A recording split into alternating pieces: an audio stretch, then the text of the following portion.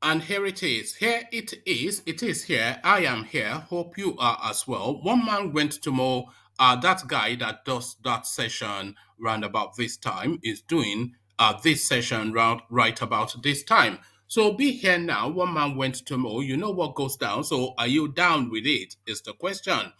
The session has commenced and your company is required. That thing that happens round about this time is happening just about this time. So be here now. One man went to mow, the eagle has landed. Water, only water, water, only water, where they see ma. Water, water, water, water, water, water, water, water, water, water, water. Only water, where they see ma. Hapa o naido.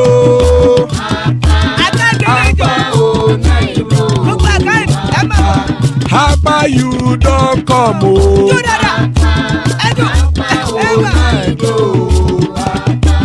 Hapa o naido.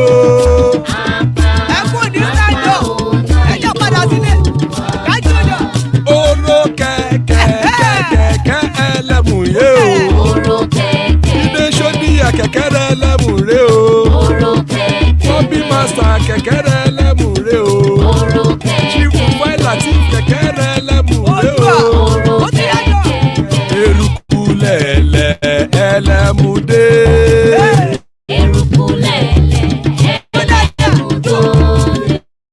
Eruku lẹ̀lẹ̀ ẹgbẹ́ ẹlẹ́mùdódò jàre o. Eruku lẹ̀lẹ̀ Ghana ti dé. Bobby master kẹ̀kẹ́ ẹlẹ́mùrè o. Chief Faila ti kẹ̀kẹ́ ẹlẹ́mùrè o. Eruku lẹ̀lẹ̀ ẹlẹ́mùdé.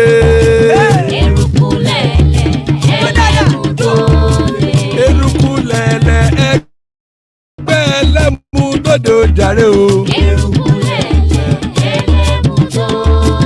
Eruku lẹ̀lẹ̀ Ghana ti dé ẹgbẹ́ bọ́dì o. Ọmọ ẹlẹ́yẹ ẹ̀yẹ o ó dilé o. Odúyẹ̀lá ẹ̀yẹ o ó dilé o. Petrosoname ẹ̀yẹ o ó dilé o. Petrosodúnkẹ́ ẹ̀yẹ rẹ̀ ó dilé o. Ẹlẹ́kọ̀ ọ̀run mú ìní o.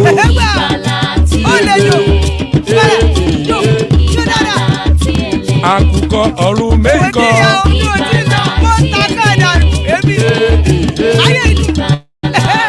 Ikú kò ní rí wa gbéṣe o.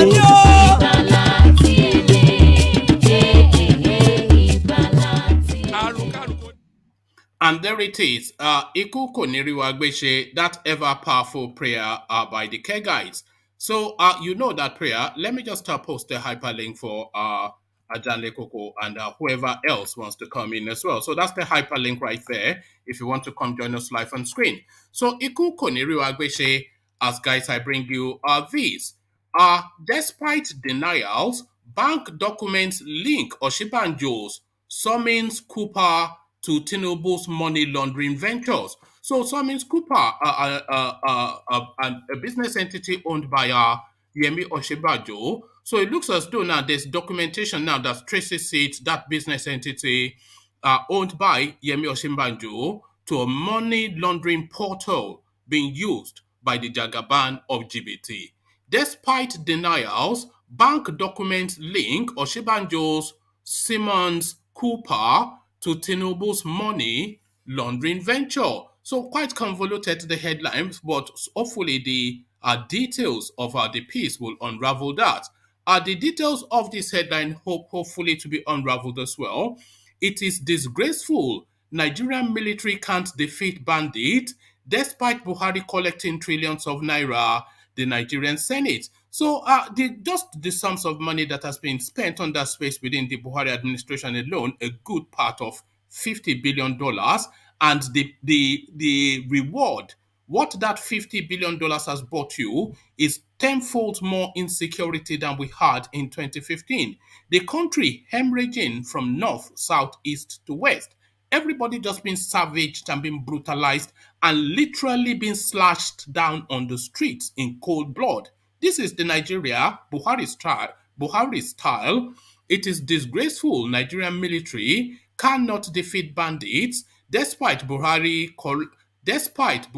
collecting trillions of naira, a headline attributed to the Nigerian Senate. So now to the east, and it looks as though the language of surrender, Nnamdi Kanu, we are hopeful. Nnamdi Kanu, we are open to peaceful engagement if federal government is ready.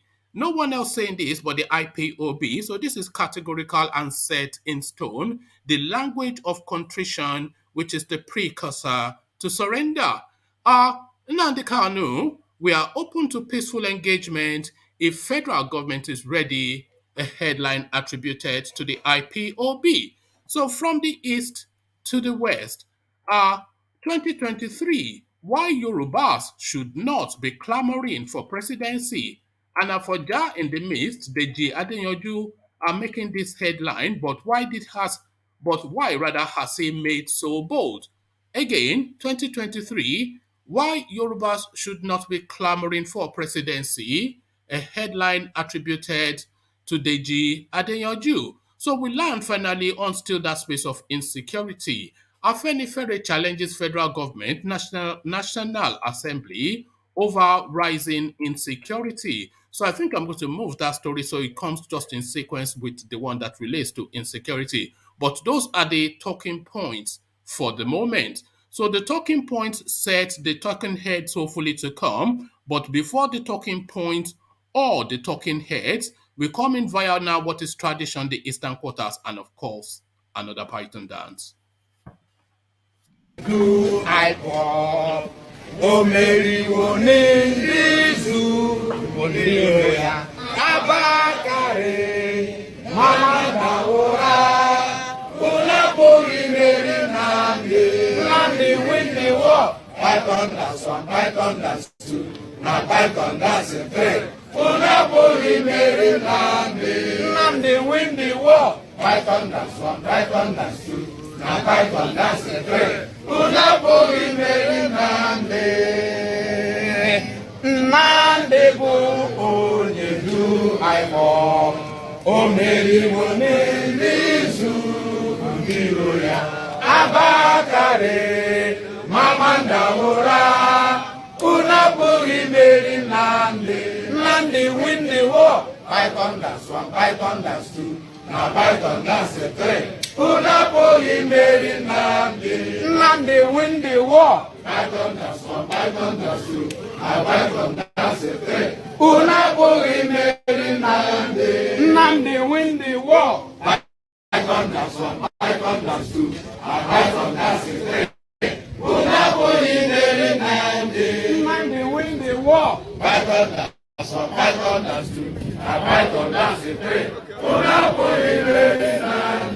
And they win the war. Python dance 1, Python dance 2, and Python dance 3. Una bogi meri nande. So there you heard it. Nandi wins the war, Python dance, Nandi wins the war, Python dance. So sorry, I've got something on my screen that I'm just trying to. Oh, okay, it's come out. Oh, so there it is. Nandi wins the war, Python dance. As guys, I bring you this exclusive. Despite denials, bank documents link OSINBAJO'S Simens Cooper to Tinubu's money laundering venture. Pardon me. Bank records obtained by correspondents have exposed connections between Vice President Yemi OSINBAJO'S law firm, Simens Cooper Partners, to Bola Tinubu's money laundering front, Ocean Trust Limited. The records show that on April the 26th, 2013, Ocean Trust Limited transferred 25 million naira into Simens Cooper Partners bank account with UBA, contradicting Simens Cooper's categorical public denial in July 2019 that it never had anything to do with Ocean Trust in any capacity and for any reason. The firm also cleared Mr. Osinbajo of any knowledge of Ocean Trust existence. So there's actually document of this thing, I think.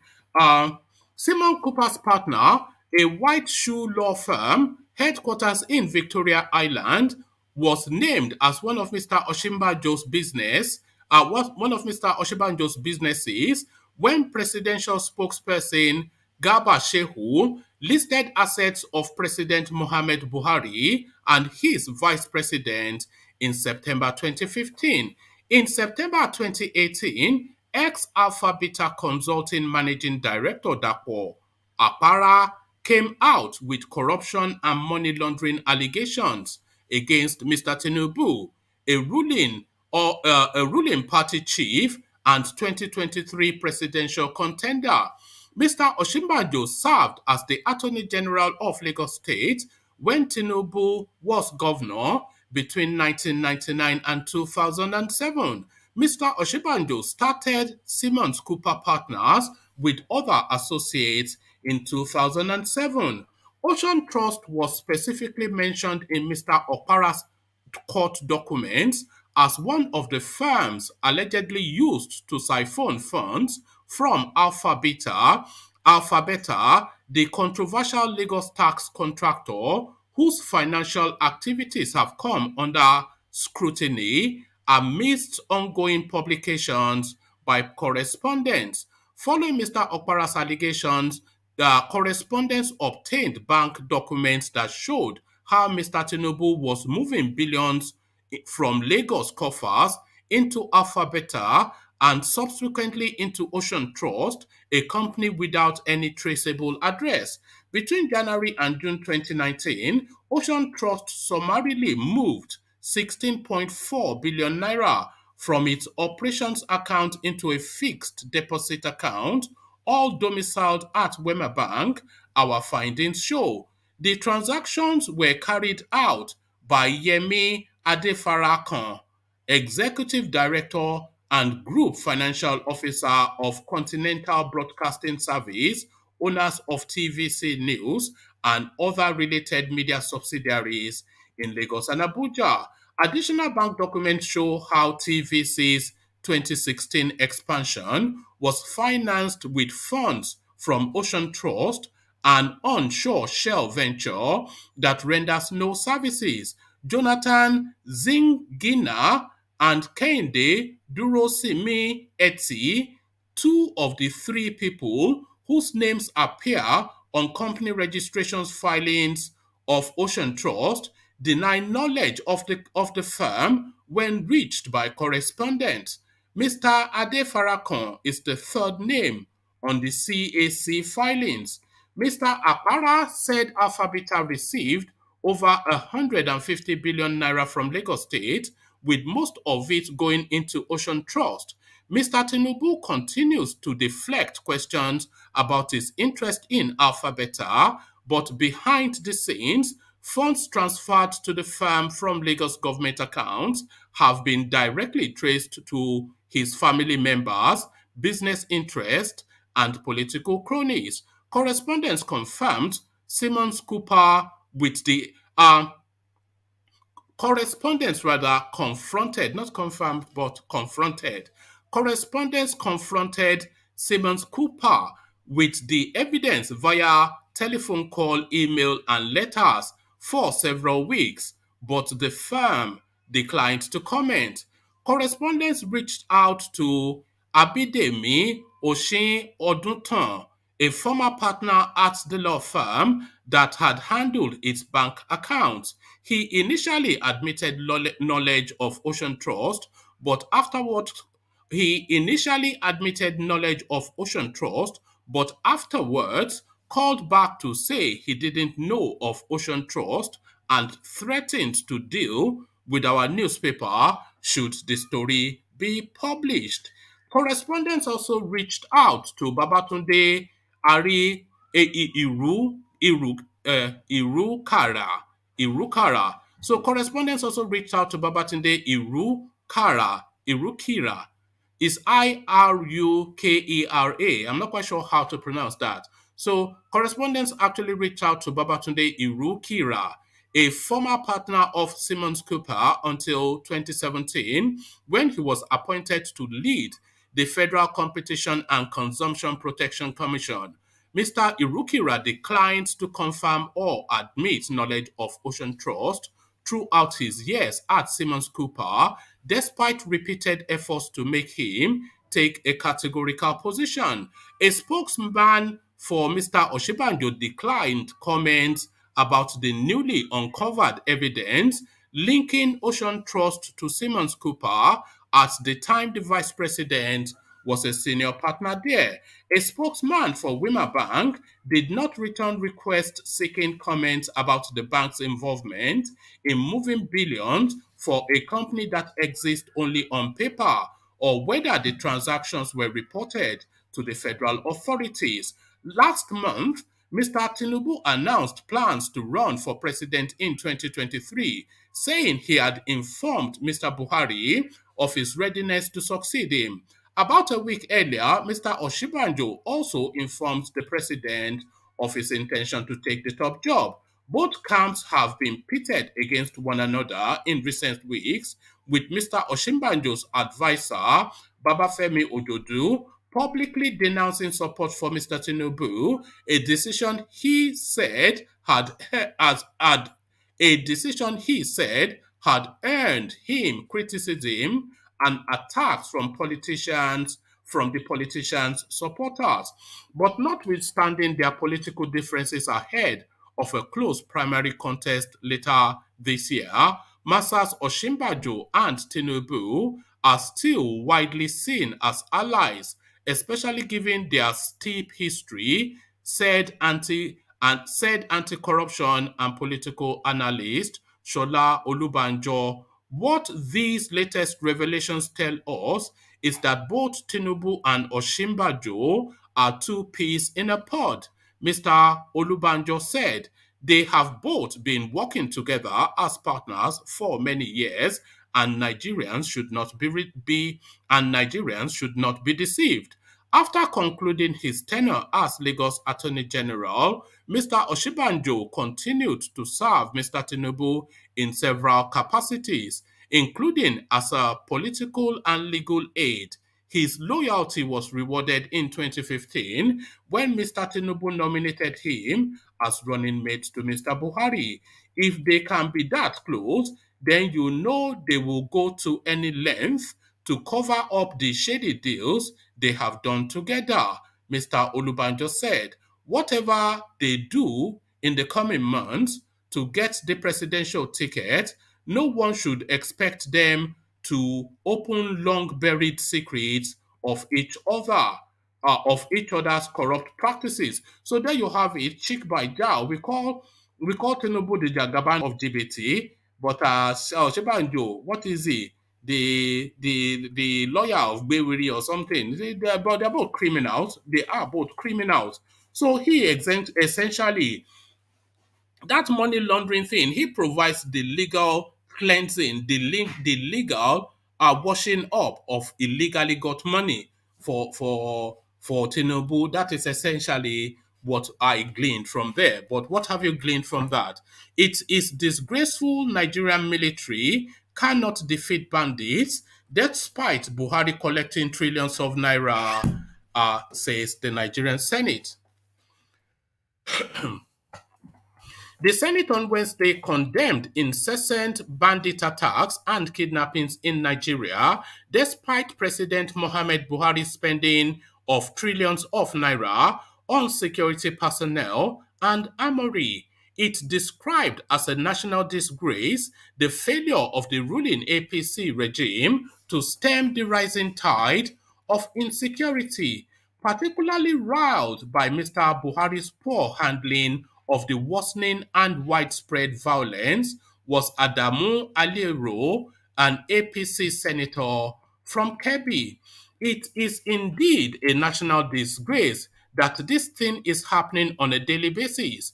I remember last year alone, there was a supplementary appropriation, Mr. Alero pointed out. The senator added, we appro- the senator added, we approved over 865 billion naira, and this year's budget, I know we have close to about a trillion naira, and we are getting little in terms of outcome. Speaking on the national crisis, Senate President Ahmed Lawan explained that the repeated kidnapping and killings made it imperative for the Nigerian military to wake up and protect Nigerians. The expectation of this Senate is that there is supposed to be a remarkable difference in success in terms of the fight against insurgency, banditry, and militancy in Nigeria, said Mr. Ahmed. When we bear with me one moment. Let me just come off the screen for a moment.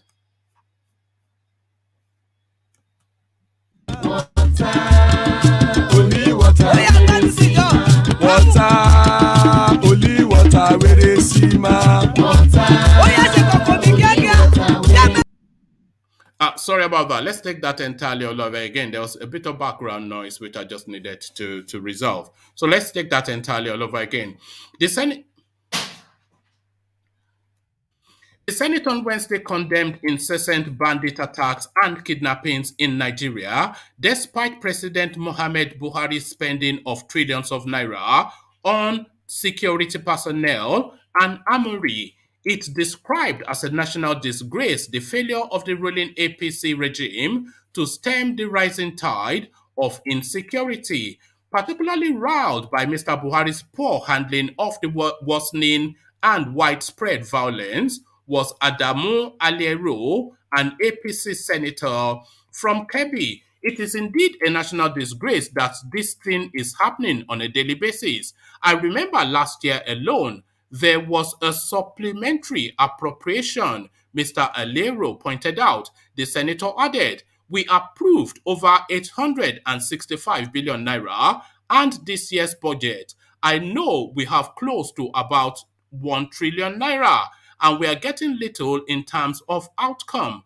Speaking on the national crisis, Senate President Ahmed Lawan explained that the repeated kidnappings and killings made it imperative for the Nigerian military to wake up and to protect Nigerians. The expectation of the Senate is that there is supposed to be a remarkable difference in success in terms of the fight against insurgency, banditry, and militancy in Nigeria, said Mr. Ahmed.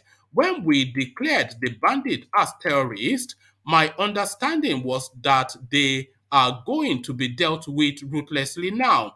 I wonder I wonder whether that is the case. The upper house further demanded that Mr. Buhari's regime send fighter jets out to flush out terrorists from their hideouts. Its resolution followed a point of order raised by Bello Mandinya, APC Katsina, who condemned widespread banditry in Katsina, the president's home state, recalling a series of bandits attacks on community in the Faskari local government area of Katsina. Mr. Mandinya lamented the activities that had brought untold hardship on the Katsina people, contributing Kabir Bakriya, APC Katsina, faulted the inability of the military to contain the situation despite several calls for it to act. Enough is enough. What is happening in Katsina shows that we don't have what is happening in Katsina shows that we don't have to only condemn it. We have to do something very serious, Mr. Bakiya said. Also, Abdul Kwari, APC Kaduna, admitted Mr. Buhari's claim that his regime is getting the hang of the current security crisis engulfing the nation was false. The issue of banditry in this country has assumed a very alarming proportion, stressed the Kaduna senator. Where are the Tucano fighters that were recently acquired by the federal government and heavily celebrated by all of us? The Senate president insisted that the armed forces should do better. The military, like some of our colleagues have said, needs to wake up, added Mr. Lawan. We want to see a difference because we have made a difference in terms of funding. So there you are. We want to see a difference because we have made a difference in terms of funding. But then, of course, we all know, they spend all these billions of dollars, and at the war front, the soldiers are complaining that they are using Shakabula to fight Boko Haram that are having like a AK-47. So there it is right there. Corruption again. But then, of course, anyway, we all know what's going on. Afenifere challenges federal government, National Assembly on rising insecurities. So still with that theme, the Pan-Yoruba Social Political Organization Afenifere has again advocated for the democratization of the police force to stem what it called the menace that is about to consume the country. The group, in a statement yesterday by its National Publicity Secretary, Comrade Jare Ajayi, expressed regret that the more insecurity seems to be enveloping the country, the more the government appears to be losing grip of how to deal with the menace. It berated members of the National Assembly for recently voting against the empowerment of state governments to set up state police, urging state governors and members of the various houses of assembly to mount pressure on President Muhammad Buhari and the National Assembly if they are sincere in putting an end to the menace of insecurity and terrorism in Nigeria. Ajayi observed that the spate of insecurity and safety infractions make Nigeria look like it is in a state of war, challenging those at the helms of affairs to be more sincere in finding effective solutions to the problem. The immediate strategies to end the scourge are to quickly allow state and local government councils to have their own police force, strengthen the existing security forces, and motivate security personnel adequately. Government should also create the atmosphere for youth in the country to be productively engaged, respect the rule of law, including fundamental rights of Nigerian citizens, as well as stop treating terrorists and bandits with kid gloves, he said. To make the strategy enduring and effective, Ajayi called for the amendment of Section 214 of the 1999 Constitution to enable state and local government councils to have their own police forces, stating that the section which made the Nigeria Police Force exclusive to the federal government should be reviewed to read and this is in quotation marks. So this is the insertion that he wants to replace that particular section of the Constitution. The National Assembly, state houses of assembly, and local government legislative arms shall legislate on police and security matters in their respective areas of jurisdiction, whilst reiterating its earlier calls for the observance of true federalism in the country. The Pan-Yoruba organization said most of the issues on the exclusive legislative list be reduced considerably. Ajayi also frowned at the operators of the present constitution for their dictatorial tendencies, also blamed the said document for its unitary nature, recalling that in the 1999 constitution, 68 items are on the exclusive legislative list, whilst only 12 are on the concurrent list, meaning that only the federal government can act on 68 items that have to do with the lives of Nigerians, whilst states that are closer to the people can only act on 12 items. This is a big slap on the spirit of federalism. It must be changed to vest more power on states and local government councils, especially on such issues as security, natural resources, education, health, transportation, etc. He submitted. So there you have it. You just make of that what you will. So now this is not the language of surrender, at least the headline of surrender. But now let's see what the body of the message says if it runs contrary to the headline. The headline, Nnamdi Kanu, we are open to peaceful engagement if federal government is ready. A headline attributed to IPOB. Pardon me.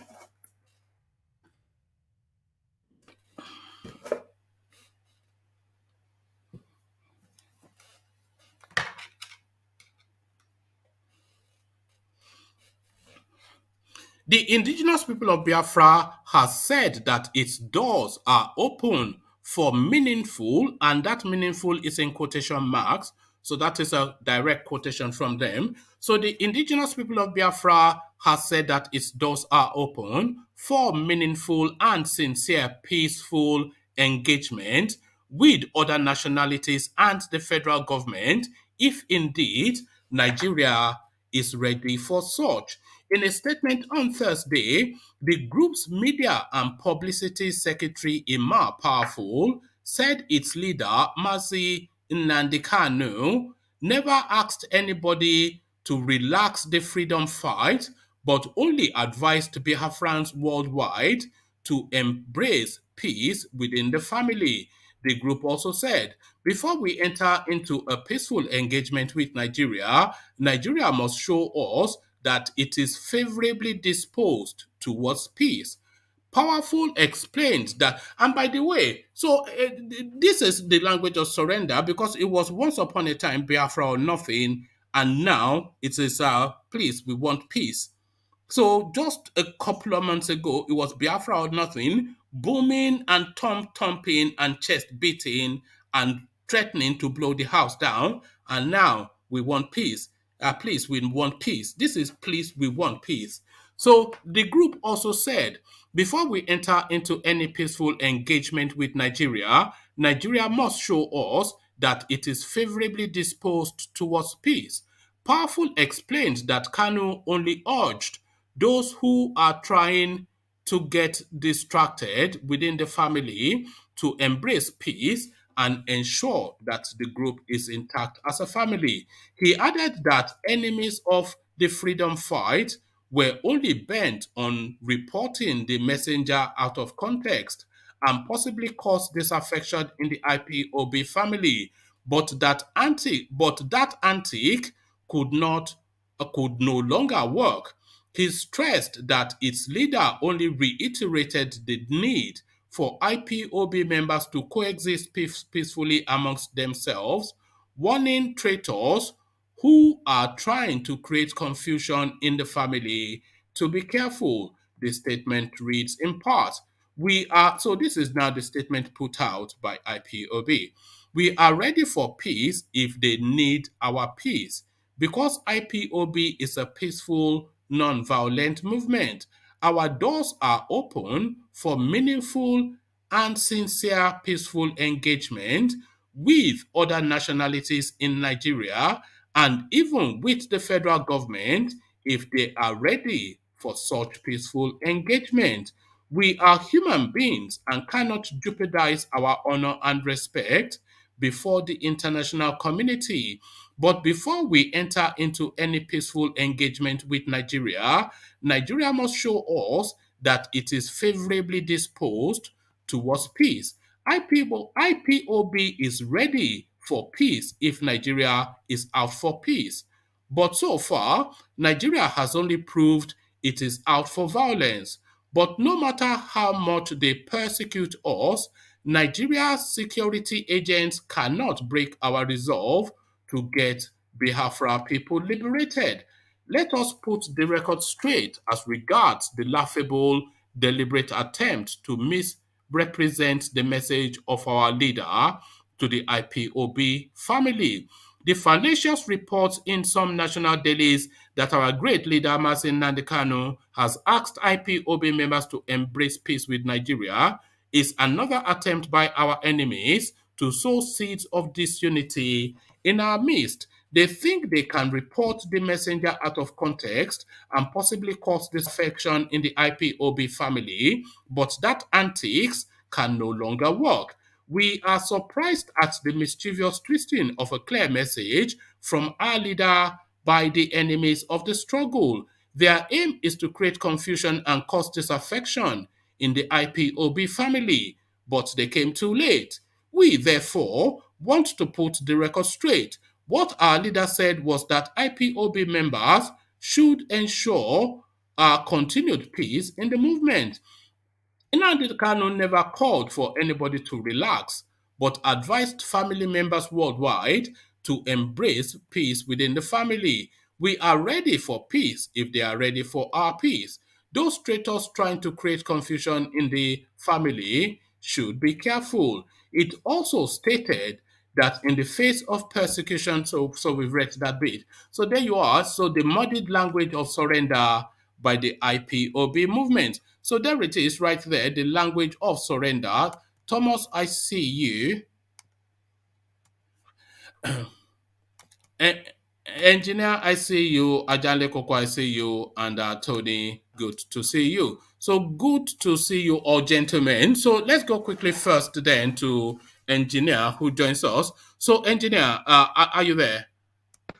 Yeah, I'm here, woman. Yeah, good to have you, Engineer. So let's take it off from the last story that we just read. So my understanding was that was a story that was trying to cover two bases. There was a language of contrition, of peace seeking and white flag raising in there. But then there was also an element of defiance in there. So they were speaking to two different demographics within that. One to their traditional base, which is the IPOB people, to say we remain defiant, but then the bigger language to the Nigerian space to say, look, we're ready for peace. So what are you then making of that two-tone language from the IPOB movement? Yeah, greetings to everyone, and greetings to you, woman. Greetings to you. Yeah, well, at the end of the day, we all are Nigerians. So something we need to look and something we need to figure out. It's time for us to embrace each other, and it's time for us to understand. You see, when there's dialogue, things will go smoothly. But when there is no dialogue, then people will be shedding tears. The loved ones will be gone. So it's something that if IPOB members they do come out and said the one peace or the one dialogue, well, it's up to the to Nigerian state government. Is I think it's high time the world is civilized, and we can't keep killing ourselves, because at the end of the day, it's the same food we eat, the same everything. If you go to the north, you see Igbos. If you go to the Igbo land, you see the Northerns. So it's something that one have to start realizing that, you know what, the best thing is for us to speak to ourselves. What price that peace though, Engineer? Because they can have peace, but they are not going to have anything that they've been. There's not one single thing that Nigeria will give them. They are not going to get an inch of land to call Biafra land. That would never ever happen. You know, they are not Yeah. going to get anything. So it's essentially it's surrender rather than peace. You know, No, because I don't think that there's anything that they've listed that Nigeria can give them. So it's really surrender rather than peace. No, one thing you understand, woman, is something I would say Biafra will be there, but let the peace continue the way it is. It's just they need to be recognized. Let's say in terms of just like what they did to Abiola, you understand? It's something there. At the end of the day, if Nigerian state will still look at it and say, you know what, let's create a date for Biafrans and celebrate Biafrans with them. You understand? It's the best way of bringing peace. Just give them some carnival, Abi. Just some carnival or something. Yeah, it's something that we all, like I said, we all in Nigeria. But they are not going to give them any country called Biafra, and they are not No, going to no, hand over. no. They are not going to hand over the presidency to them. They are not going to. There's not one single thing that they will get. You know, so I don't know quite. Yeah, but it's just you know they've huffed and they've puffed, but they've blown nothing down. Yeah, one man, as it is now, if you go to the House of Rep, there are Igbos there. If you go to the Senate House, there are Igbos there. If you go to the military, every uniform, if you go, you see it's there. So it's something that you see.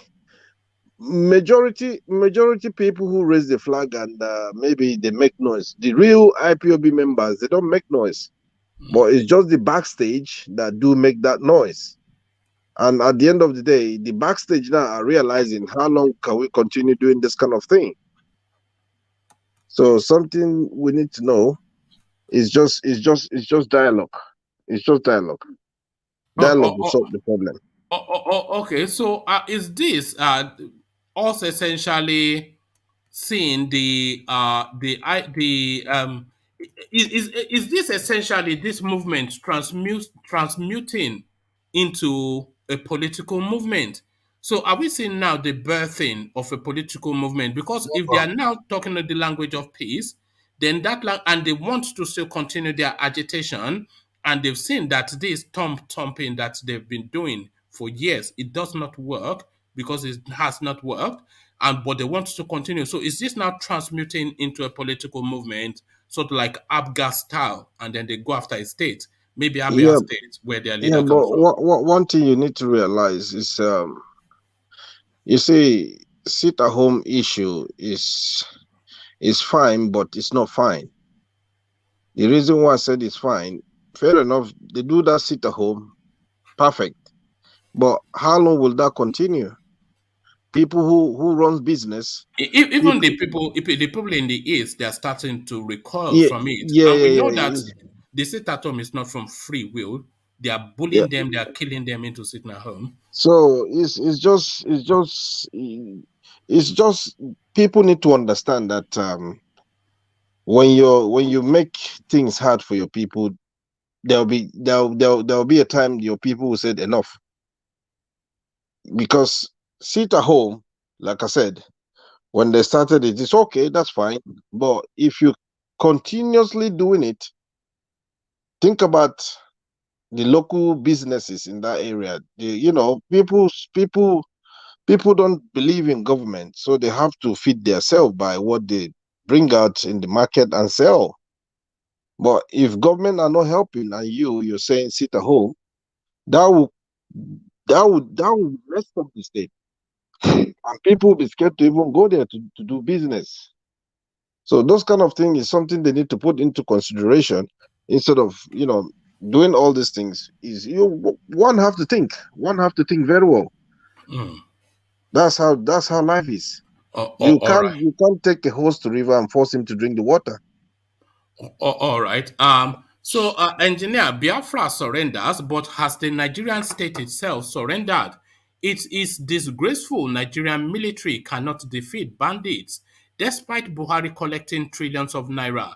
It's almost the totality of the Nigerian Senate that's now saying this, and they would have kept quiet, of course, if they're not feeling the pain in their region. But the whole of our Katsina now is almost entirely consumed, Borno style, by bandits. So trillions and trillions of naira every year, they will take trillions as a budget, and let's even dollarize it. So billions and billions of dollars, they'll take billions of dollars in their annual budget, and then just a quarter way through that budget, they come with a supplementary budget for additional needs. The Senate signs it without quibble, another round of billions and billions and billions and billions and billions of dollars, and the thing that those endless fortunes have bought us is a bit additional insecurity. So just the weight of insecurity in Nigeria. Are we about to see the collapse of that country, engineer? Yeah, well, one man, something you need to understand. The Senate, if they're coming out to say, oh, this and this and that, I said something the other day. One man, please. One man, please. Engineer, please. Are you check the private chat? What's going on there? Carry on, engineer. Yeah. If Senate should come out and said what is happening now, this and this and that. To be honest, all of them, like I said, if Nigeria will come out and speak the truth or say the truth, all these people, if they come out of seat after 2023, they need to go to jail. They need to go to jail. They all knew that this man is not fit enough. But what are the things they do? Because we have advisors, we have people that will convince him. So it's something they need to go back and look at how much they spend in so-called, they claim that they're buying weapon and the rest. So people like that, you see, one man, the country is just by, they're living by godfatherism. And when they're living by godfatherism, you have to sort others. You understand? That's how the system is working in that country, Nigeria. It's terrible. But it's something that is killing the country. The amount of money they borrowed in terms of buying the weapons and the rest. Till today, we haven't seen a sample of weapons. The fighter jet, we know that one is, I think, if I'm not mistaken, is from Goodluck Jonathan down to BUHARI. But what is happening? Nigerian Army, most of them from South, they went down there, they've been killed. Inside the army, there are collusion going on. There are people work for the Boko Haram themselves. So it's sad. Nigerian Army of 20 years and now is completely a different thing. If we could remember, there was a time when Nigerian Army, they went to the Sambisa forest, and most of them, they found them in Cameroon. They run away for their lives because of the weapon they gave them. We have a army general here who I told you 2 to 3 days ago is from the south. They send them to Bama to go and fight those terrorists without not giving them enough weapon. 3 army were shot out of 20. The rest have to come back to barrack. Within 48 hours, you're telling the general to go back again to Bama. Come on. So something is wrong. Something is wrong somewhere. You know, it's just it's unacceptable, engineer. It is unacceptable because a lot of that money, we all know that there's still a lot of this money within the Nigerian security structures. But the state that the country is in now, you know, still don't steal everything now. They needed to have devoted some of that money to ending these things. Because the way these things, you know, that they're now shooting people on Lagos Ibadan Expressway, kidnapping. They wear army uniform and they're now keep in some Onigbado or something junction. Of We course. can well, we kind of can we say okay, let the state then take the security into their own hands. You say you don't want to weaponize them, and the security structures you have, they cannot function because they are just too infested with corruption, and people continue to die and they continue to loot money. You know, 1 trillion naira is $1 billion, you know, and the additional 600 and something, that's 600 and something billion, that's another 600 something. So within even halfway into a year, they've already taken about $2-3 billion to buy weapons, etc. And this thing continues to escalate. It's unbelievable. It's unbelievable. The first army general who resigned and they gave him a position. You know, when I realized that Nigerian Army is nowhere to go, he literally come out and said that Nigerian Army, they need prayer. That was when I realized that at that moment, I'm sorry to say it, we don't have Nigerian military anymore. Because if a general will come out and said Nigerian Army need prayer, so that means something is wrong somewhere, to be honest. And that's where I decided to, to know that that country called Nigeria, I think, is almost gone. Because before they took him out, and they put the reliable one that is trying to defeat the Boko Haram. Before you know what they do, the they made this plane crash.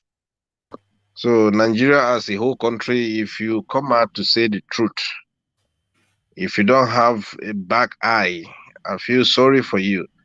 Because if you last within 48 hours, it's something you need to say hallelujah. This is what is happening in Nigerian Army. Because now, as the way it is now, Nigerian Army of Nigerians, I don't think 10% to 15% they are all agents of Boko Haram. That's just the truth. All right. Thank you. 131 people watching, only 20 thumbed up.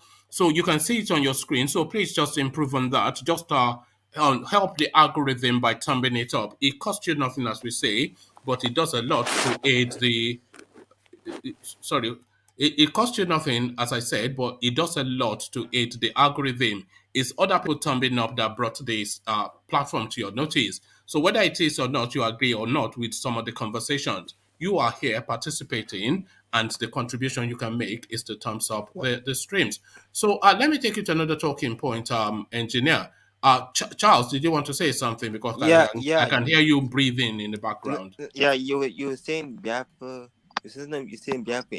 I put and what do you mean about that again? So I was saying what? No, you were saying that the Ipob are stopping the Biafra that did a political solution. Well, they are speaking the language of surrender now, so that tells you then that they've come to the plateau. They've plateaued out. They've come to the end of Solomon Grundy. Then what be a good what be a good solution for the Biafra? What would be a good solution that would be fair? What's a good solution to you? Well, no, we've already said that copiously and endlessly. Participate in politics.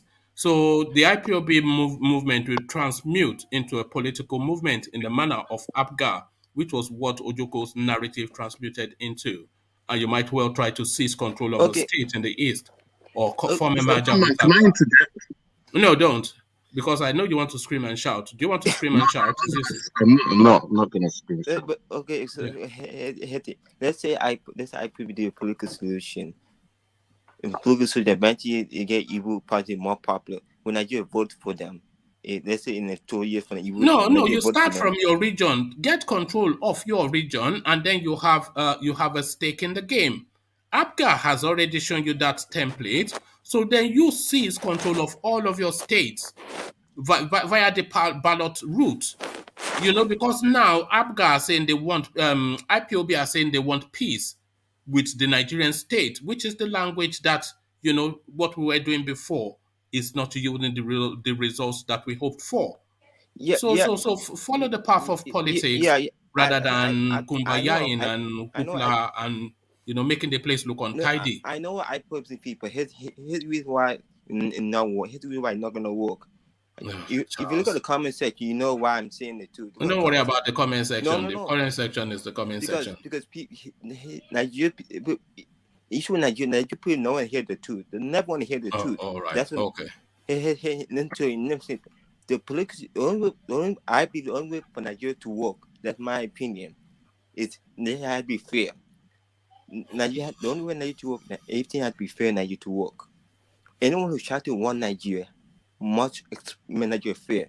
You can't try to want Nigeria. Then they can be fair. Fairness everywhere. All right. Nigeria is failing for reasons of insecurity, but not for reasons of anything that we've been hearing. From Nigeria to be fixed. Security, number one. Corruption needs to be fixed. Fairness, all that. Well, all of that, yes. Who would disagree with you? Everybody agrees on that. There's a lot to fix. We should never have a sick person. We should never but it looks as though we are going to get another one in 2023. Even sicker than the one we have now. This is what it's all looking like.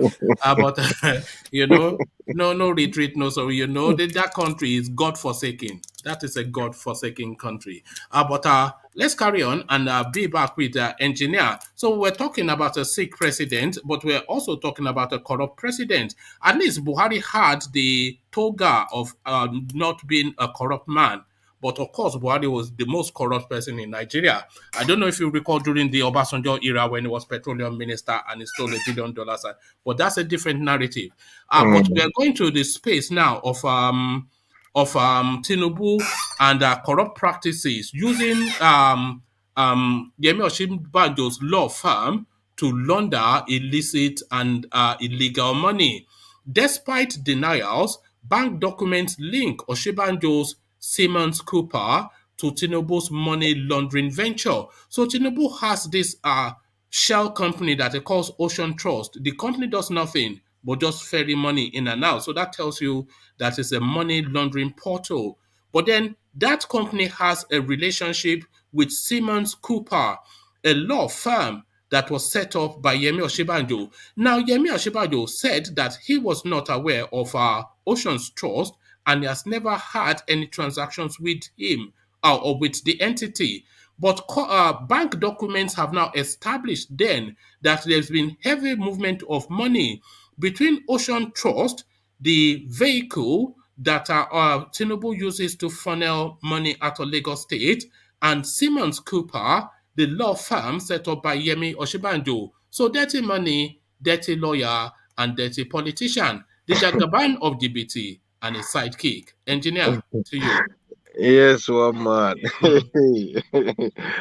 Oh, Simbajo. Look at that. He will come and be blowing grammar. Look at the fun. Not even grammar. I think he said he's a pastor, isn't he? Hmm? He's a pastor. Okay. Oh. Then we have Baba Tinubu. Baba Tinubu is a Muslim, isn't he? Well, to be honest, these people are like, I will keep saying it, they're just abusing that their religion. This is just what is happening. And if you look, some time ago, Ajale Koko, if they should give him Koboko, if he should find Osinbajo, he will flog the crap out of him. But thank God, everyone is seeing it now. Everything is coming. It's going to come out slowly. BUHARI, see, we know BUHARI is a failure. We all accept that. The man is a failure. But I think what this man is trying to do now, before he move out of seat completely, he will expose as many as thousands. That's what I can see BUHARI is doing. Because you can't be working for me and people are accusing me and you people are covering your ass. It's impossible. It's time for them to take the heat. This is what is happening to all this selfish Nigerian elite that we're having today. So, well, Osinbajo, thank God, the secret is opening. Everything is small, slowly and steady. So, well, when you see the man, he behave as if he is one of the most honest and intelligent man. He will turn up and say, "Let us pray. Let us pray." Look at that. Look at that. Let us pray. He's deceiving himself. When I say all these pastors are gangsters, people will say another See, gangster. One man, I said something. Ibohu, Sunday Ibohu, this is what they did to him. I asked this question in this platform. As a traditional leader of Yoruba man, at least the vice president should come out and speak. Tinubu should come out and speak. At least say something that, okay, we know our boy is a bit stubborn, blah, blah, blah. We'll go and get him and speak to him. This is how to show that, yes, these people, they are the genuine Yoruba people we are having in that country. But are they doing it? No. Rather, they're playing devil's advocate. Rather, they're playing something that they know that is the truth. So things like this is wow. BUHARI will expose so many one man. Before this man will leave the seat, he will expose them. This is strike 2, by the way, engineer, against at least, I'm sure there are several other strikes, but this is just, to my quick memory, strike 2 against Yemi Osinbajo. Strike 1 was that Lekki building that fell down, that they only allowed 18 floors, that they want to put 21. Yes. And he's claiming it's not associated, but they've traced the documentation to his bag man, who is his cousin, that he uses as his bag man for corruption. So there's that property very much linked to him and his name, because that is causing. It looks as though there's enough to say that he was a proxy for him. So that's strike one. So strike two now. This Ocean Trust that he told us categorically he knows nothing about, we have now found bank documentation tracing it to his own prestigious law firm. So now that word prestigious now a qualified word. So that's strike two. So this is Pastor wanting to be president. So what engineer? One man, the truth is, Nigeria now, as it is, Nigeria don't have a president. Here comes 2023. Nigerians, they are struggling to see who they can put to fit that seat. This is what is happening. Now, if you go to the south, the Fulani man is scared of South man because they know they messed up big time. If not, they would have, okay, you know what, let's give the Southern opportunity. But what they did and what is happening currently in the Nigerian state, that's why they are a bit scared to put someone in the South. Because if you go to the other side of the state, Nigerians are struggling. The elites themselves, they are struggling. Their hands is full of dirty. That's why till today, till tomorrow, here comes 2023, they are struggling to. Babangida will point one. Abdul Salam, tomorrow you will point another person. This is what they'll be doing. They'll be endorsing people that they know that they will favor them. The way they are now, they're confused because the amount of money they steal, it's time for hand to be pointing at each other now. This is what is happening. OSINBAJO as a vice president, that man. Honestly, it's abuse. It's abuse. Right. It's abusing that country. We have still not find our champion in Nigeria, is what you are saying. Of course. OSINBAJO, Tinubu, Atiku, a plague on all their houses. But is it a plague on this guy's house? There's a final story that I intended to bring. I didn't read out. So mute yourself quickly. I'll bring it very quickly, and then you respond to it as the first person, and then I'll go on to and then we progress the conversation. So mute yourself for a moment, engineer. 2023, why Yorubas should not be clamoring for presidency. DEJI ADEYANJU, you'd recall him as your sidekick. He's the one speaking. DEJI ADEYANJU, a former youth leader of the People's Democratic Party PDP on Thursday, said in respect of the 2023 presidential election, the Southwest should not even be in the picture at all. According to ADEYANJU, power should naturally go to the southeastern region.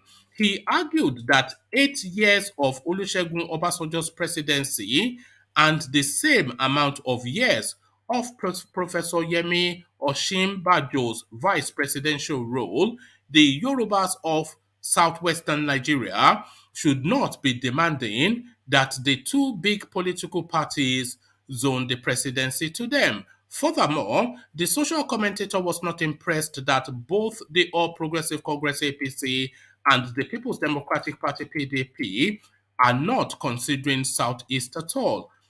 He said, our equity demands that power should naturally go to the Southeast. The Southwest should not even be in the picture at all. 8 years of OBJ plus 8 years of OSINBAJO, but this country is very unfair. However, both APC and PDP are not even considering the Southeast at all. ADEYANJU wrote in his known Twitter handle, correspondents report that some of the Southeast presidential aspirants are Dave Umahi, Odi Uzokalo, Eyim Pius, and Rochas Okorocha. All are aiming to succeed President Muhammad Buhari in Northerner. So just to that, engineer, the ADEYANJU's argument that the Yorubas really have no business aspiring to the presidency. What are you making of these guys' comments? Oh man, I keep telling you, there's fire on the mountain in Nigerian state. Because nobody, as it is now, I keep saying it, Nigeria is not balanced. They are confused. They don't know who will lead that state. But the basic thing there is the Fulanis. They are all scared. They are all scared because the atrocity that has been happening in the country, they are scared to put the Southern, honestly, because if they should come to reality, because but do you see that argument though? Since 1999, when democracy came into effect, Obasanjo for 8 years, Osinbajo for 8 years, 1 and 2. So should the Yorubas really, just for balance, yield? If power is coming to the south, should the Yorubas for balance and equity yield that space to the east? Of course. Yorubas can take Senate president if they should say the truth or make things work for that country. They should just take the Senate president, and while the South should take the president, and maybe the vice will come from the north. So at least that will balance things down. But like I said, what the Fulanis did, because the Fulanis, they overshadow the Hausa people. So this is what is happening, and they're completely scared. They are very, very scared that, what we did in Nigerian state, if we should put people from the south, what if they bounce back? The southeast, you mean? Yeah. So if they put the southeast, they will bounce back on them woefully. So this is a bit kind of something that that is a bit kind of shaking at the moment. But let's hold on, Charles. Yeah. Let's keep watching. Who do you think is the most resistant to an Igbo presidency in Nigeria?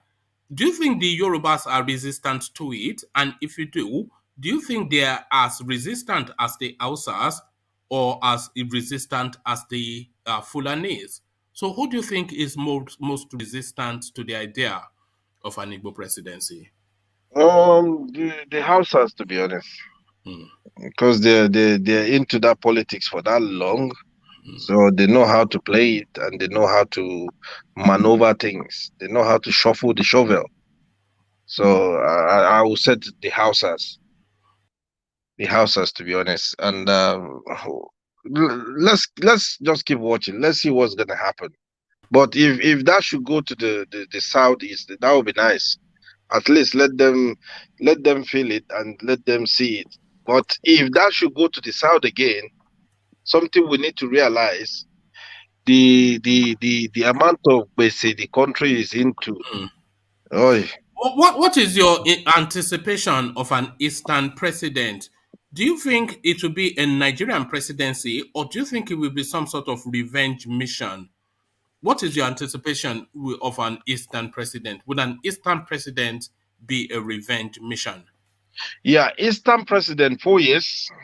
He will definitely try to sort out things. After 4 years, when he goes to the 8 years, I think that's where he will expose so many things, and his people will definitely gain something too.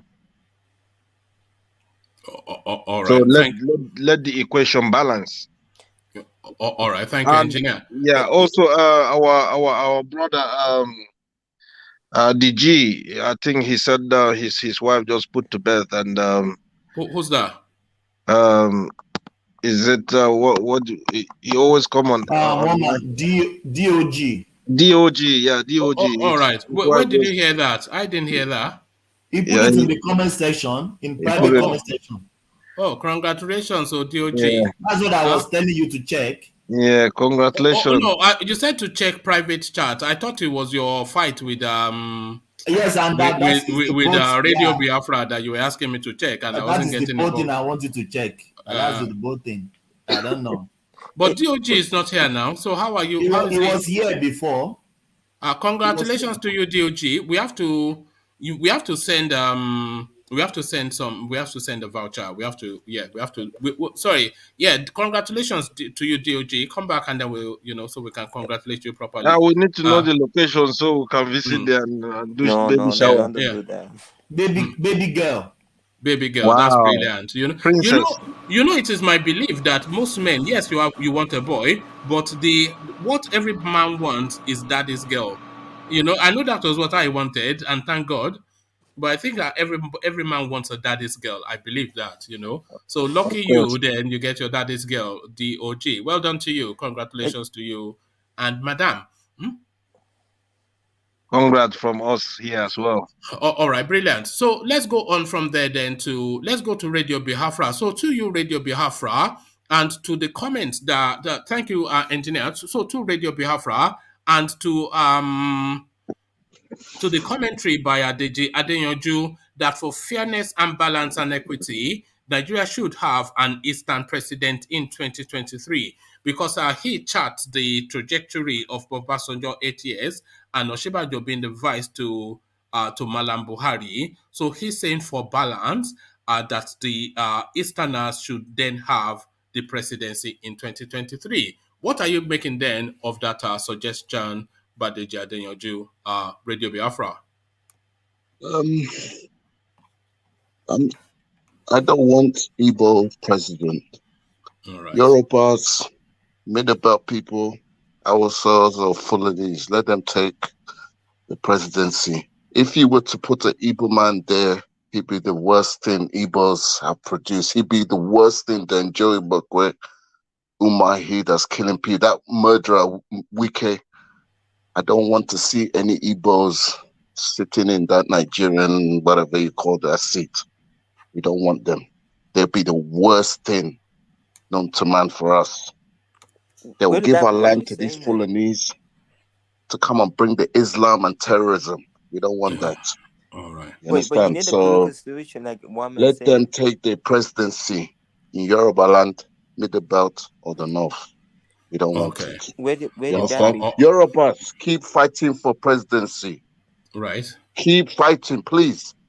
Give it to Tinubu. Okay. Or very good. Whatever Europe. Please, Yorubas, I support you guys. Fight for the presidency, please. All right. Long to reign over you, Abi. Long to reign over you. All right. Where the Biafra? Do you know why you think it's one? Here's why you want.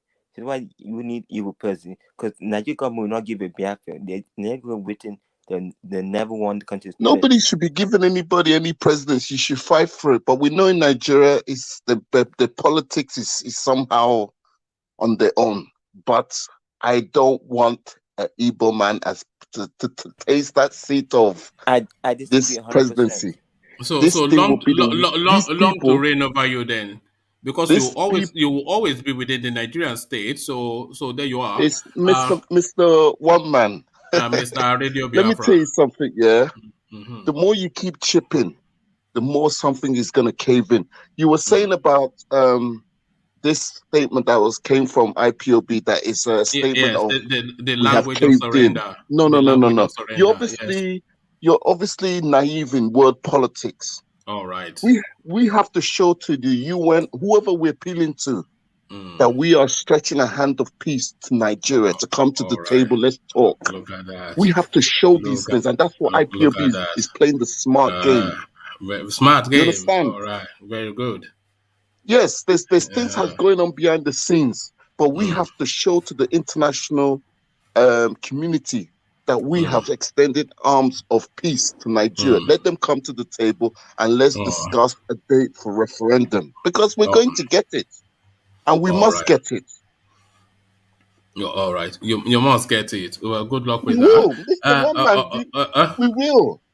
You know, just watch and see. We'll get it. Well, we've been watching, but we've not yet seen. All we're hearing now is the white flag. We're hearing the white. We're hearing your and saying the white. Mr. One Man. No, it's only your spokesman. I'm only quoting him. No, you're not quoting him. You're quoting him that something that you've interpreted. No, I can post the link. The words are there. Where does okay? Tell me, give me a snippet where exactly it says that we have raised the white flag. Yes, we want Nigeria. We don't want Biafra. Tell me. It says we want peace, and we are inviting, we are begging the Nigerian government to come and engage with us. We want peace, and we are begging the Nigerian government to come and engage with us. Yes, is that not what surrender? I was saying to you before. You have to show to the international community, because these are the people who are pleading to come and help us to get that referendum. UN can do this. All right. Do you understand? But you have to show to the international community that you have gone to them and they keep refusing you. When it comes to that stage, do you want they'll be forced to step in? But really, Biafra, not gonna happen. You know, Nigeria I told you it would not happen. Let me ask you something. USSR, the mighty USSR. I don't know if you're young enough to remember them. They are no longer. Would you have believed it back in them days? Soviet Union. I remember when I used to watch the Olympics and used to see the USSR. You don't see anymore. What happened? The mighty USSR has been broken into pieces. All right.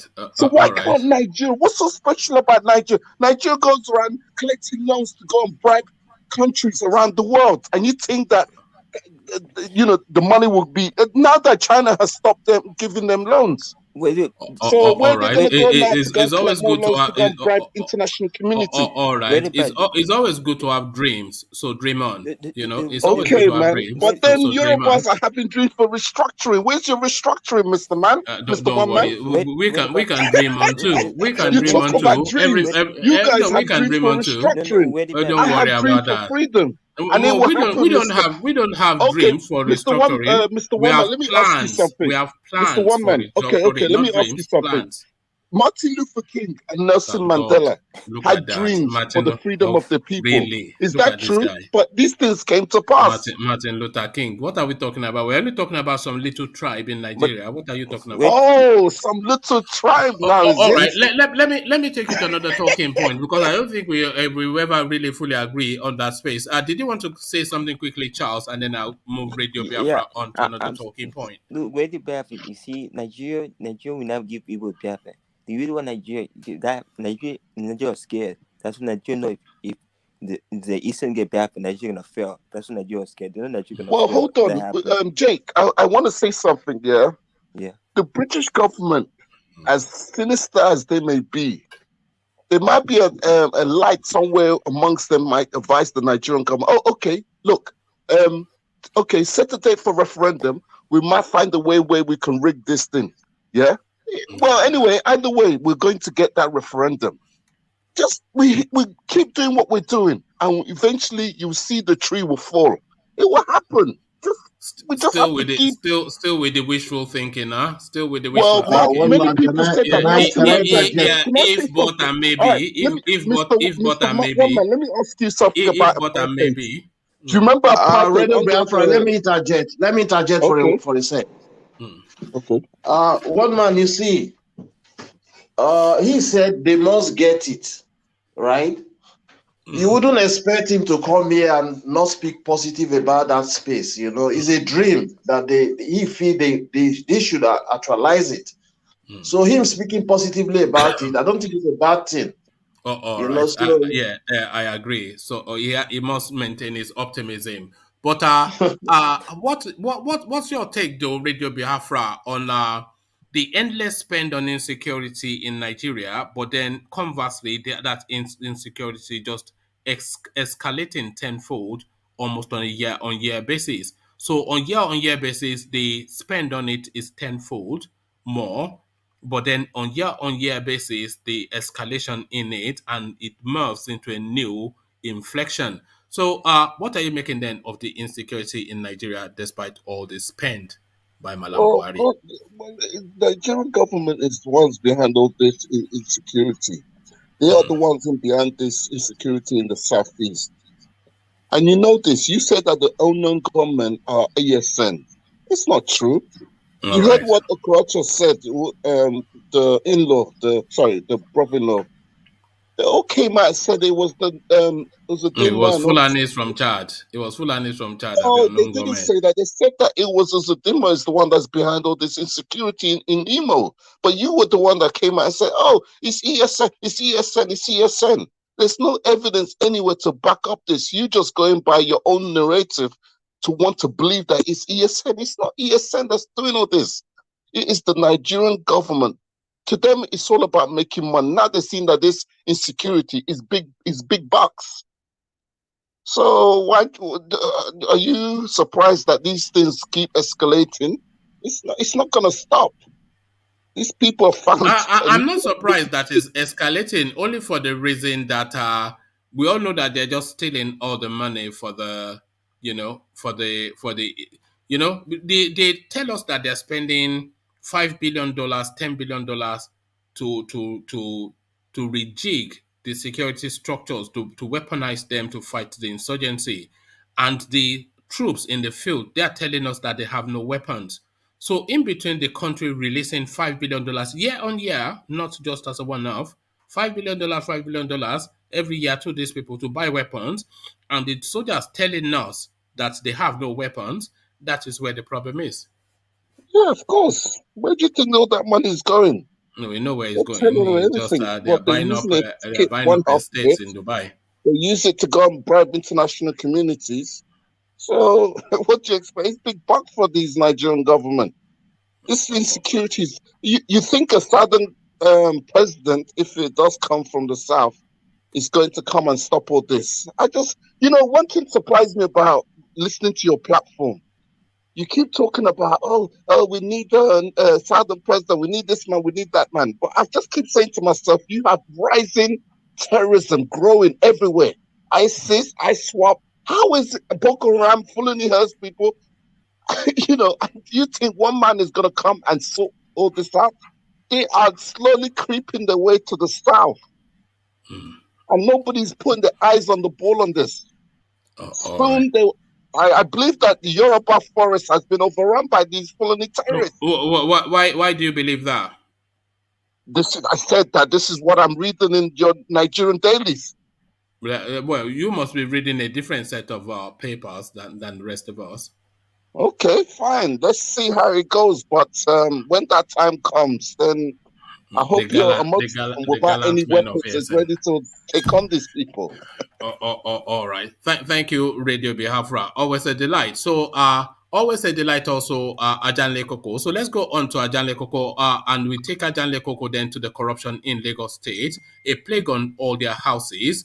Yemi Osinbajo, his firm, Simens Cooper, is essentially the cleansing house for illicit money stolen from Lagos State by Tinubu. What are you then making of this menage a trois? It comes from Lagos State, goes in via Ocean Trust, gets cleaned up by Simens Cooper's, and ends up in private deposit accounts. What are you then making of this revelation, Ajanle Koko? Where did that revelation came from? Oh, I don't know. It's from the papers. It's from a outlet called People's Gazette. Okay.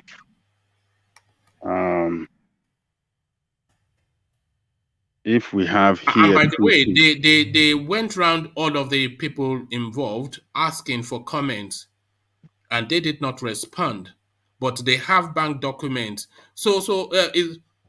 What they are saying is they have bank document because Yemi Osinbajo has been asked about his association with Ocean Trust, which he categorically denied that he's never had any association with that firm. So they've now found bank documents showing financial transactions between Simens Cooper's, which is Yemi Osinbajo's law firm, and Ocean Trust, which is the portal through which money is funneled out of Alpha Beta, and Alpha Beta, of course, the one that front faces the Lagos State economy. So they've established the documentation via bank transactions, and they've presented that now to all of the parties, and none of them are responding. And some of them will respond and then call back to make threats. So that is how they've progressed with that investigation. First of all, I think we have to commend those guys that have carried out that investigation journalism there.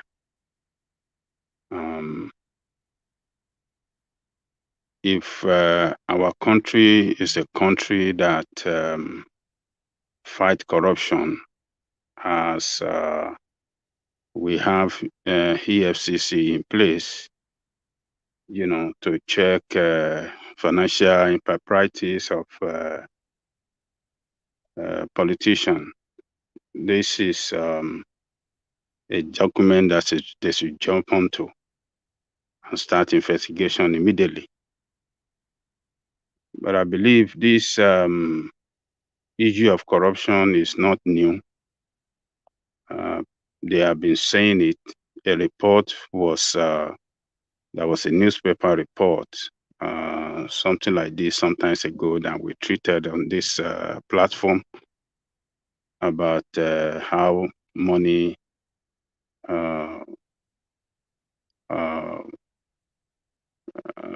flow between Lagos State and through some channel, Alphabeta, and through some channel via Wema Bank and all the rest. We just heard about it. Action has not been taken and nothing has been done about it. So if corruption is allowed to flow easily and perpetrate easily in that country by all these people that are parading themselves as our leader, and nothing happened to them, that tells us that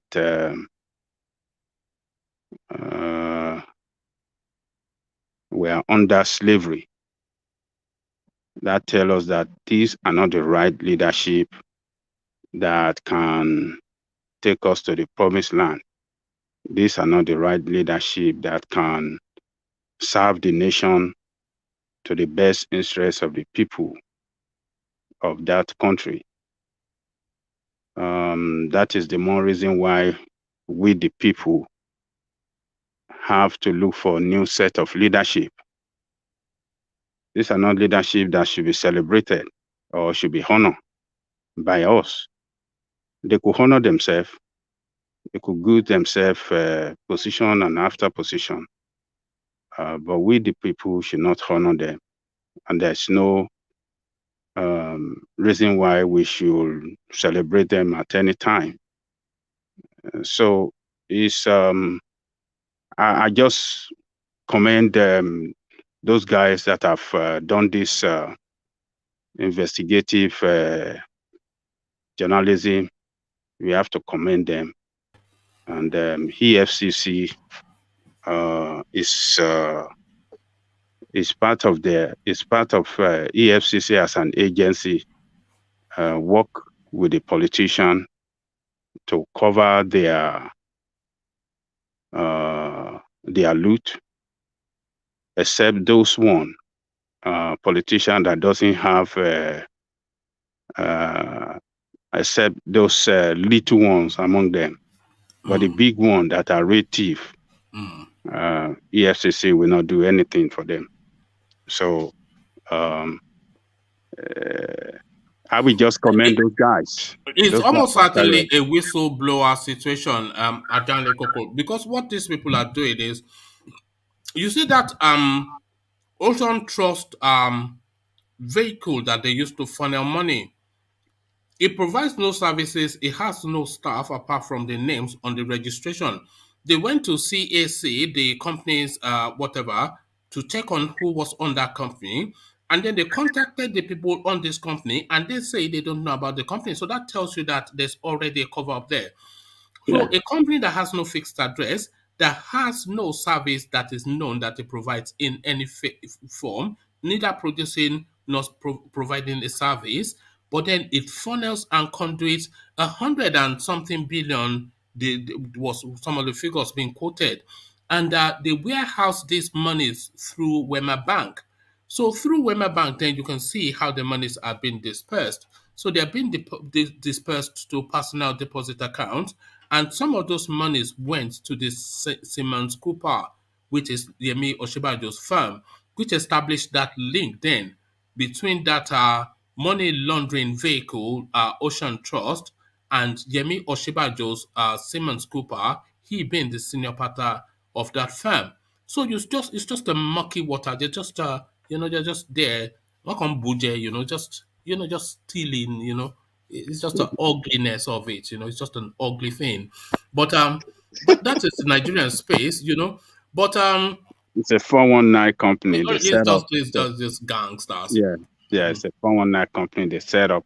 And Baba Integrity, when he came in, I think I don't know whether they passed it into law or maybe he called on Nigerians that any whistleblower that will lead them to where these people kept their loot, they will share some part of the money as long as they can trace it and discover, where they kept their loot.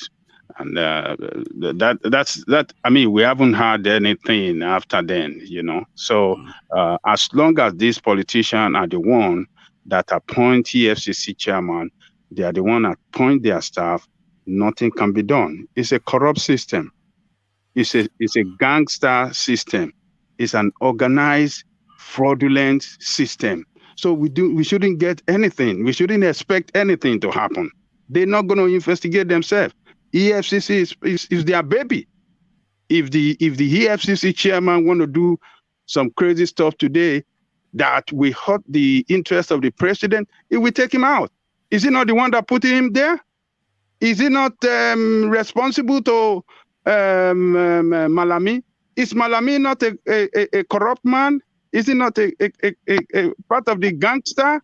They're actually from the same place, Ajale Kuku. And yes, they're related now. Yeah. They're both from Kebbi State. Just the nepotism and the cronyism of that. It's a hellish. How can anything meaningful happen? It's annoying, man. It's annoying. But one man, the most unfortunate aspect of this is that if you try to even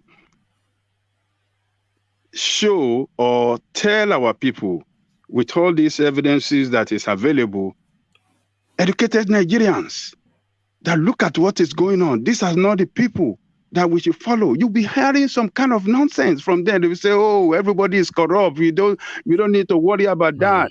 Just because of tribal sentiment, some crazy people that love Tinubu or Shibajo will tell you, no, we don't have to worry about that. Everybody is corrupt and somebody's got to be there. This is our turn. It's our turn to be president, and we should support a criminal to be our president. I mean, and we expect that the problem that we are confronting is going to end.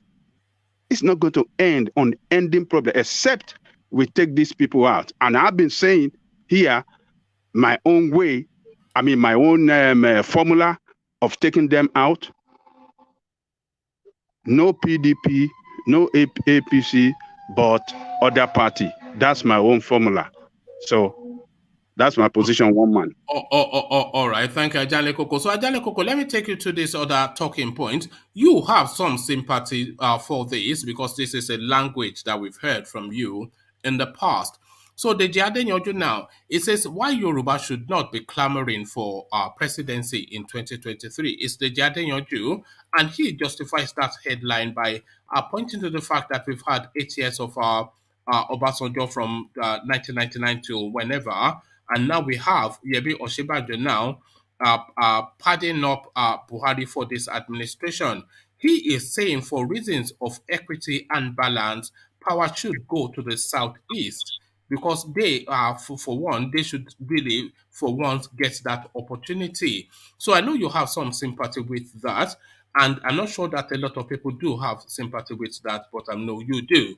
So that power to go to the southeast because the Yoruba land has no claim to it in this round.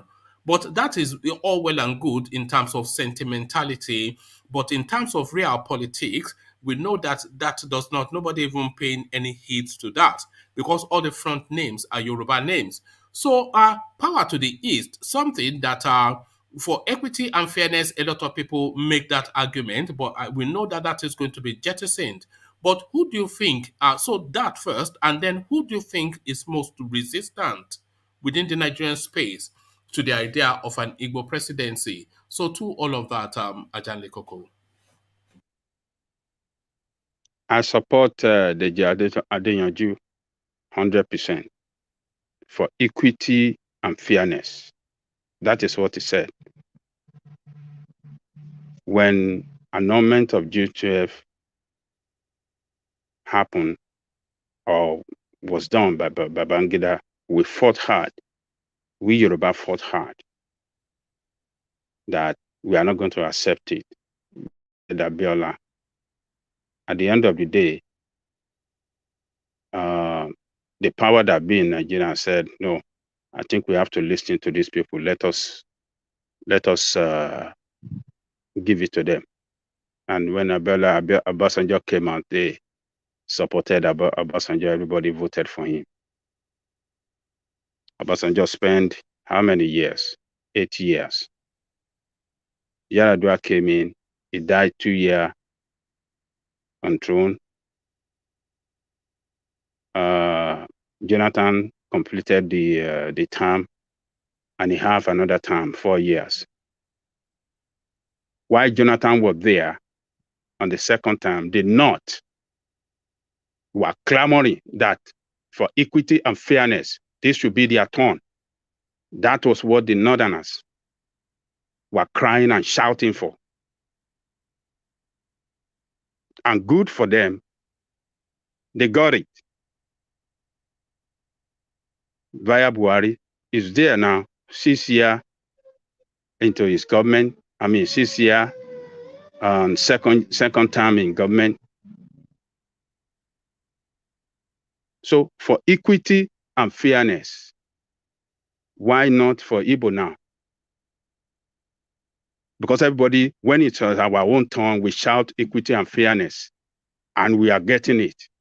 But now, equity and fairness, we don't want it to be implemented with Igbo. Is that the way we can continue running a country with equity and fairness? No, it's the time for Igbo. Who fought that June 12? Who fought that June 12? Hold on, Ajale Koko. Who fought that June 12 fight? Yes, Yoruba fought it. Okay, so there you are. Yeah, Yoruba fought it. So there you are. Yeah. Oh, yeah. So why are we now doing equity and balance? We fought our own battle and won it. So they fight their own battle, and if they have the capacity, they win it. Hold on. They voted for our son, for Yoruba man, twice. But they didn't have a choice. Hold on. No, they have a choice. If they didn't want to vote for him, they wouldn't vote for him.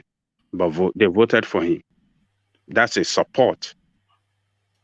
That's a support for Yoruba man to be president of Nigeria.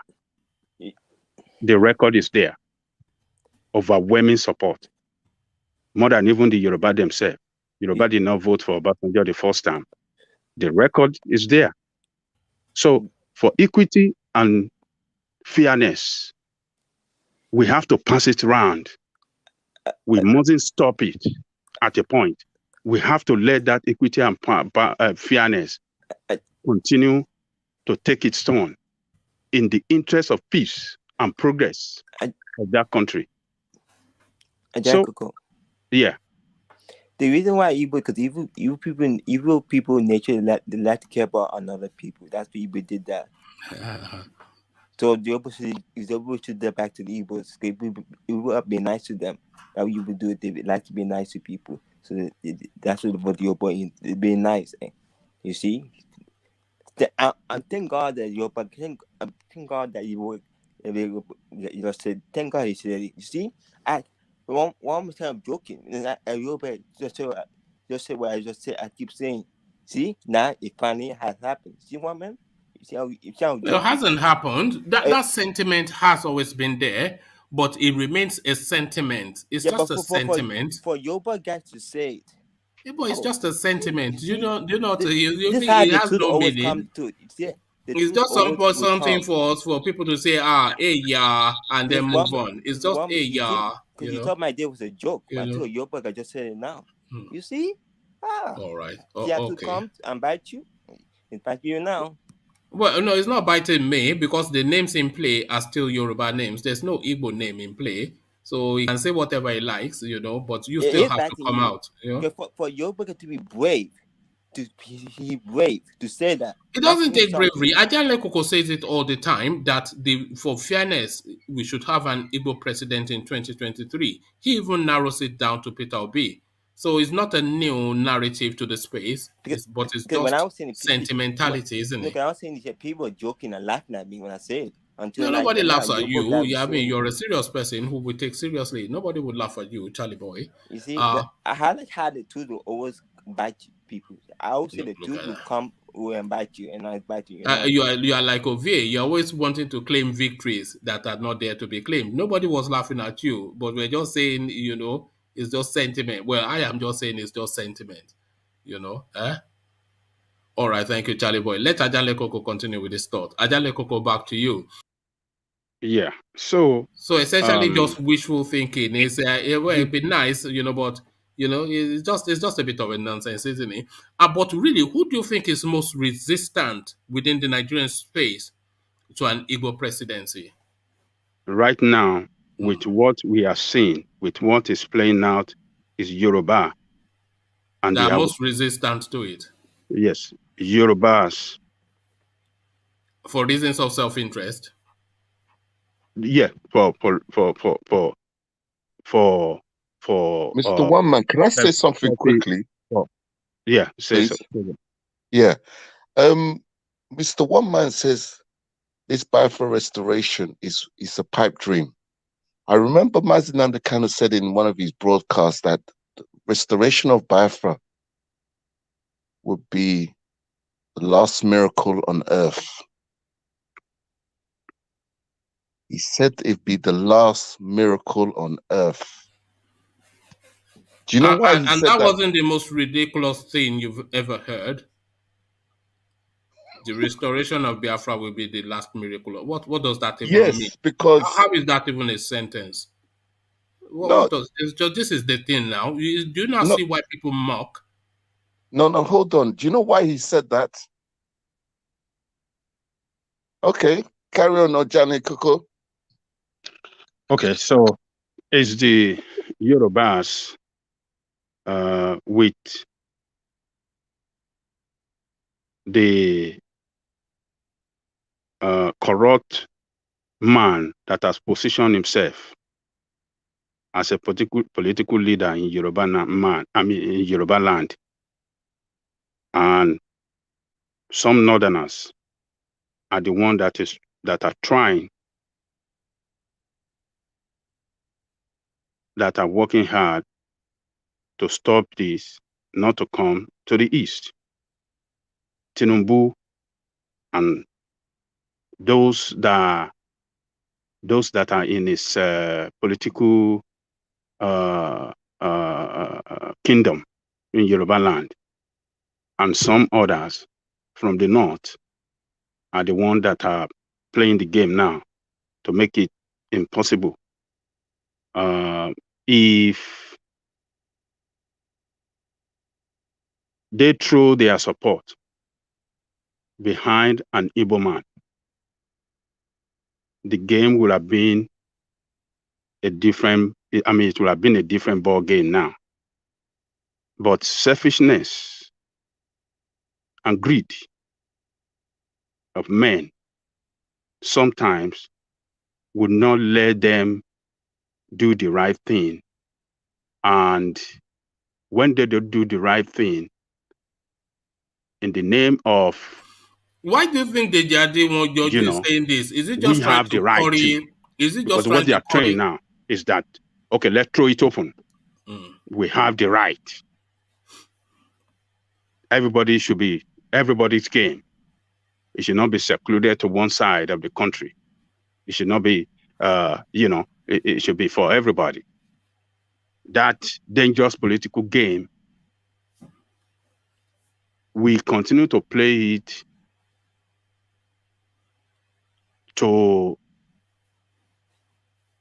deny ourselves a good political opportunity sometimes, or set ourselves backward politically. Because when you stab your brother in the back, when it's time for him to help you, he will stab you in the back too. That is what we are doing now. How It is is not that good. stabbing in? No, Adale Koko, I'm not sure that is the right language, How is that stabbing in the back? Okay. They're not going to use space for you now.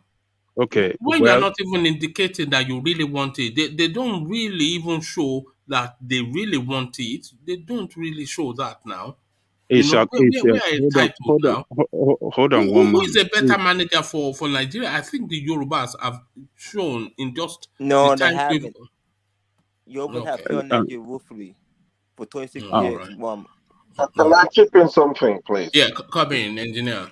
One man, what we need to understand,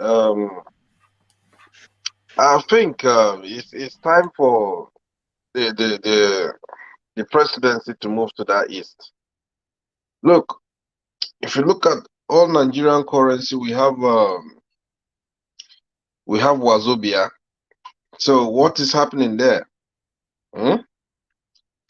Does that mean it's only two people that are bearing that Wa and Zo? They're the one who will be dominating the seat.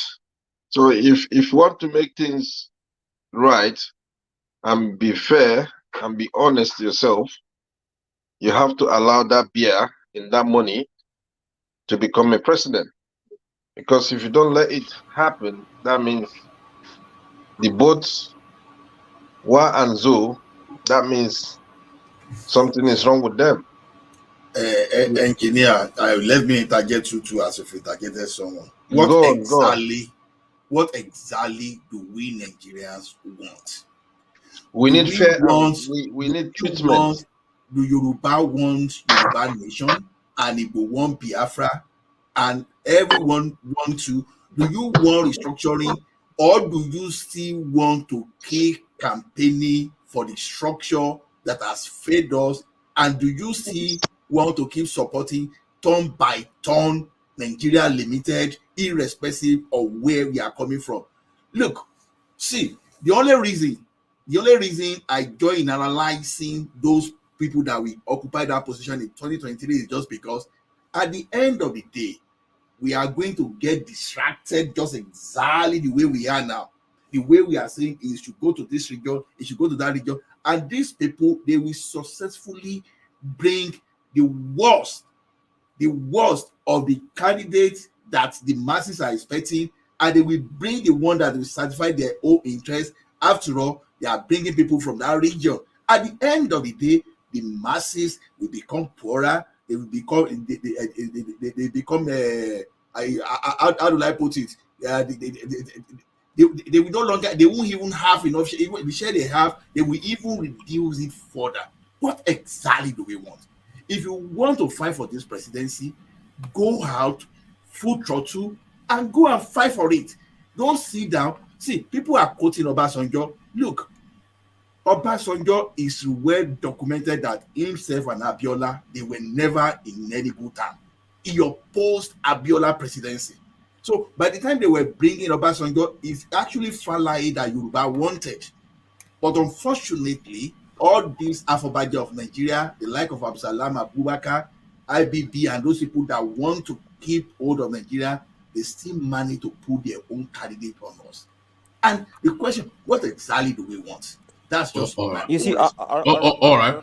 Sorry. Before you come in, Charles, I'm going to have a little musical intermission to allow people the space to thumbs up, because just about 40 people are thumbed up. We have 170. So I'm going to have a musical intermission for people to thumbs up. We need to get the thumbs up. So we have a musical intermission.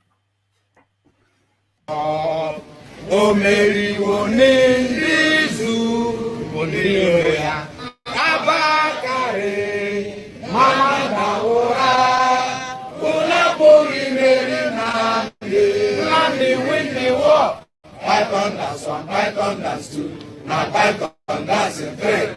Unapoli Mary Nandi win the war. Python that's one, Python that's two, now Python that's a three. Unapoli Mary